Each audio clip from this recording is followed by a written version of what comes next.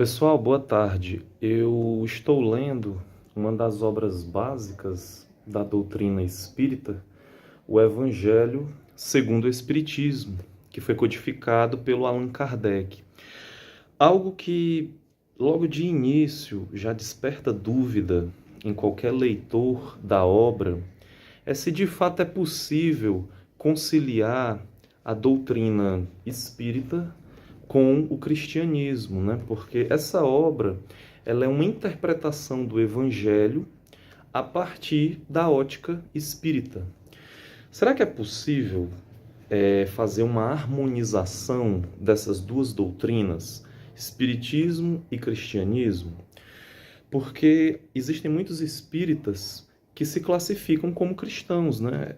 Não é difícil assim você encontrar espíritas que se consideram cristãos. Mas será que é possível mesmo fazer essa harmonização? Pessoal, num primeiro momento eu acredito que não.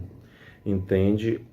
Existem elementos da doutrina do Espiritismo que, na verdade, são extremamente conflitantes com a doutrina do cristianismo e também com a doutrina do judaísmo, né?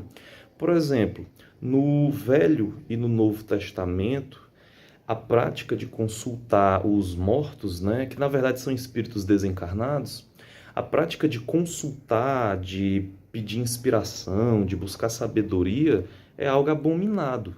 Né? Não existe na Bíblia recomendação, né, ou sugestão de que você procure fazer isso, muito pelo contrário.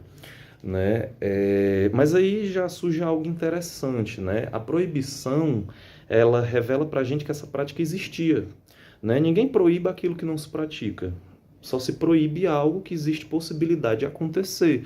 E a consulta, né, com mortos, né, ou a necromancia, ela já era uma prática que se fazia desde os tempos mais remotos da humanidade, muito anterior à codificação da doutrina espírita por Kardec.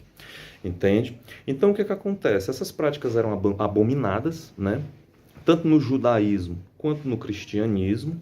Então, aí a gente já tem um forte elemento de oposição para essa harmonia, né? Um outro elemento de oposição é a reencarnação, né? Porque tanto o espiritismo, né, como a Umbanda e algumas outras religiões acreditam na reencarnação.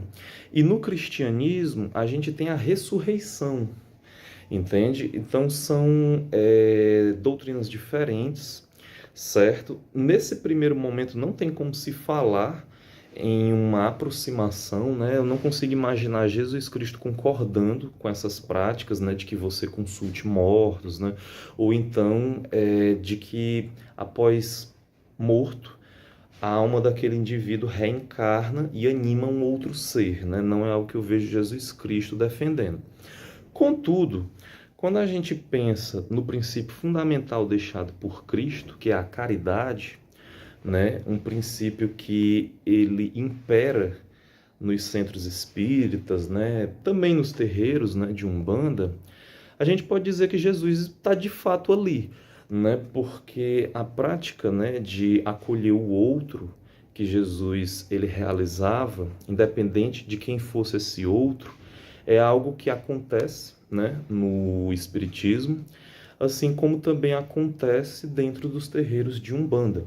Então a gente pode falar que, embora a doutrina, né, do Espiritismo, assim como da Umbanda, seja diferente do cristianismo, é possível falar que a prática da caridade ela é muito semelhante, né?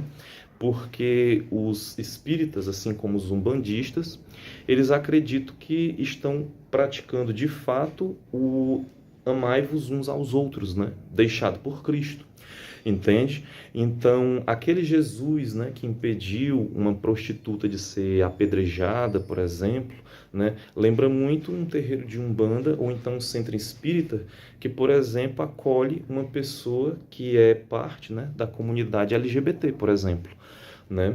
Então, essa postura, né, essa conduta de acolhimento, de praticar o bem, né, sem fazer acepção de quem seja esse indivíduo, né, esse outro, lembra muito Jesus, né? E de fato, a prática espírita, assim como a prática umbandista, se aproxima de Jesus nesse sentido. Porque em termos de doutrina, reencarnação, né, diálogo com indivíduos que já saíram deste plano, é algo que não tem como conciliar com o cristianismo. Então é isso.